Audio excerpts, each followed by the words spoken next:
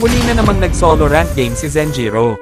Dito may nakalaban siyang malakas mag-Esmeralda at trash talker na Vexana. Galingan ninyo. Umpisa pa lang nanta trash talk na agad si Aling Vexana, hindi naman magaling. Matapos mag-blue buff dumiretso agad si Zenjiro sa farm ng kalaban. Hindi sila nagtagumpay dahil kay Boy Talbog kaya kinuha na lang ng ating bida ang mga farm niya. Dahil level 4 na si Zenjiro dadalaw na sana sila sa bot lane sa kasamaang palad nakaabang na pala sa damuhan ang lipi ng masasamang loob.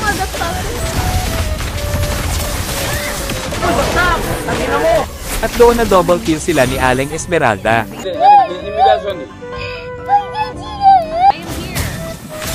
Kaya naman ibinawi agad ng ating bida ang kalapastanganang ginawa sa kanila. Makikita nyo dito kung gaano kagaling itong si Aling Esmeralda at nakatakas pa siya sa kamay ng ating bida.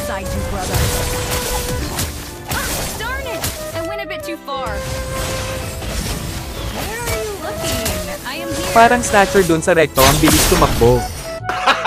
Gago! Matapos makapag-red buff na mata ni Zenjiro na pinagtutulungan ng tropa niyang Pugita kaya naman agad ito nagtungo doon. Sa sobrang kaba nung mangkukulam na pa third skill ito at si Kuya Mudirot naman sumama sa paglipad papuntang tore. Mga bobo!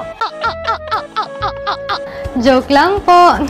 Dahil humihingi ng tulong si Boy Sibat agad-agad naman nagtungo doon si Zenjiro.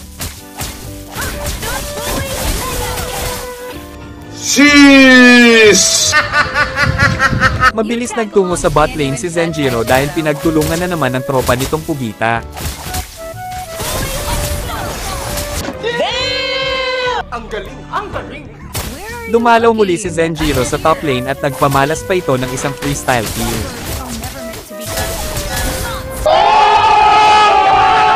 Ang galing! Ang galing! Pumudyat ng pagsalakay ang ating bida sa top lane. Matapos niyang puksain si Sniper Girl may parang palakang tumalon, hindi na lang niya ito pinansin at umalis na lang. Namataan ni Zenjiro yung mangkukulam na parang tipaklong sa damuhan kaya dinakip niya ito. Dahil naalala ng ating bida ang ginawang pante trash talk nitong mangkukulam kaya naman paulit-ulit niya itong pinatay.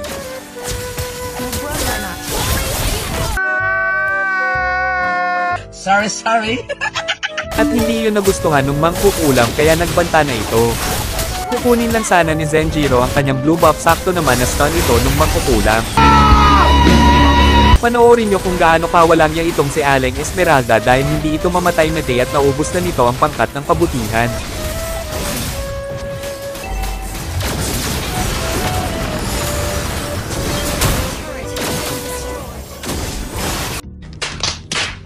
Habang tinitignan ng standing ng mga kasamahan nito napakamot na lang sa ulo si Zenjiro. Tapos gusto pa ng mga ito na mag-surrender. What?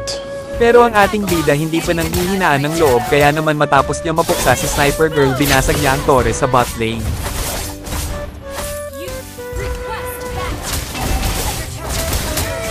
Dito napatay na din ni Zenjiro si Aling Esmeralda at matagumpay nilang nadepensahan ang kanilang tore. Nakuha nila ang basbas ni Centaur kaya naman nanta-trash talk na ang mga masasamang loob. Mama mo en.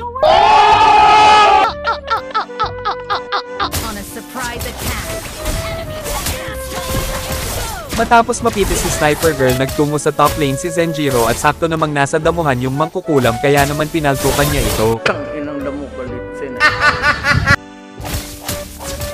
Dito napuksa na naman niya yung pag-alagalang si Sniper Girl at matapos makapag-blue buff nagkamali ang ating bida. At dahil doon natuwa si Aling Esmeralda dahil wala na si Zenjiro madali na lang nilang tinapos ang laban. Ang sakit na ng tenga ng ating bida dahil lagi na lang nito naririnig ang tunog ng